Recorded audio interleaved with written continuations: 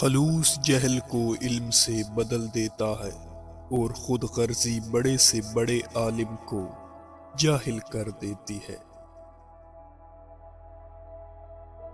اگر آنکھ کی بینائی ختم ہو جائے تو انسان رات اور دن میں فرق نہیں کر سکتا، اسی طرح دل اندھا ہو جائے تو انسان حق اور باطل میں فرق نہیں کر سکتا۔ 1000 قابل انسان مر جانے سے اتنا نقصان نہیں ہوتا جتنا ایک احمق کے صاحب اختیار ہو جانے سے ہوتا ہے۔ مولانا رومی سے کسی نے پوچھا، زہر کیا ہے؟ ہر وہ چیز جو ہماری ضرورت سے زیادہ ہو زہر ہے، جیسے قوت، اقدار، دولت، بھوک، لالچ، محبت، نفرت۔ دانائی کا تعلق بالوں کی سفیدی سے نہیں، عقل اور تجربے سے ہے۔ دل سیاہ ہو تو داڑھی کے سفید بالوں کی کیا وقعت؟ تمہاری اصل ہستی تمہاری سوچ ہے، باقی تو صرف ہڈیاں اور خالی گوشت ہے۔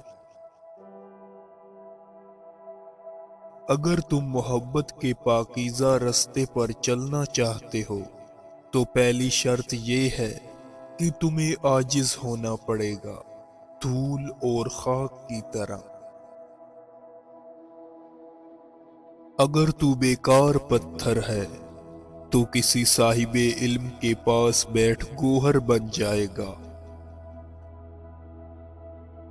برداشت کے کانوں سے سنو، رحم کی آنکھوں سے دیکھو، محبت کی زبان سے بات کرو۔ یاد رکھیں، مقصد اور پاک مقام میں داخل ہونے کا راستہ آپ کے اندر ہے۔ اپنی روح کا سودا کسی بھی چیز کے ساتھ مت کرو، یہ واحد چیز ہے جو تم اس دنیا میں لے کر آئے ہو اور صرف اسے ہی واپس لے کر جاؤ گے۔ جو عشق صرف رنگ و روپ کی خاطر ہوتا ہے وہ دراصل عشق نہیں بلکہ فسق ہے۔ اگر میرا علم مجھے انسان سے محبت کرنا نہیں سکھاتا تو ایک جاہل مجھ سے 1000 درجے بہتر ہے۔